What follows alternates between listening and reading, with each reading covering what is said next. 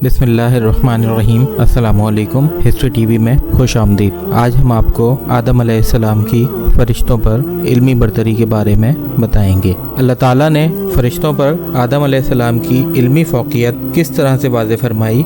अल्लाह ताला ने कुरान में इरशाद फरमाया, और आदम को तमाम नाम सिखा दिए गए। सूरत अल-बक़रा आयत नंबर 30 में इसकी तफसील आती है कि हज़रत अब्दुल्ला बिन अब्बास रज़ी अल्लाह अन्हुमा ने फरमाया, इससे मुराद उन चीज़ों के नाम हैं जिनसे लोग इन चीज़ों को पहचानते हैं, एक दूसरे को अपनी बात समझाते हैं, यानी वो छोटी बड़ी अशिया जिनसे रोज़मर्रा ज़िंदगी में वास्ता पड़ता है, मसलन इंसान, हैवान, ज़मीन, मैदान, समंदर, पहाड़, ऊंट और गधा वगैरह। हज़रत अब्बास रज़ी अल्लाह अन्हुमा ने फरमाया, अल्लाह ताला ने उन्हें रकाबी और हंडिया का नाम भी सिखाया, हर जानवर, हर परिंदे, हर चीज़ का नाम सिखाया। फिर अल्लाह ताला ने आदम को कहा कि इन चीज़ों को फरिश्तों के सामने बयान करो, और फरिश्तों से फरमाया, अगर तुम सच्चे हो तो इन चीज़ों के नाम बताओ। हज़रत हसन बसरी रहमतुल्लाह अलैह बयान फरमाते हैं कि जब अल्लाह ताला ने हज़रत आदम अलैहिस्सलाम की तख्लीक का इरादा फरमाया तो फरिश्तों ने कहा, अल्लाह ताला जो मखलूक भी पैदा फरमाएगा हमारे पास उससे ज़्यादा इल्म होगा। अल्लाह ताला ने आदम को हुक्म दिया,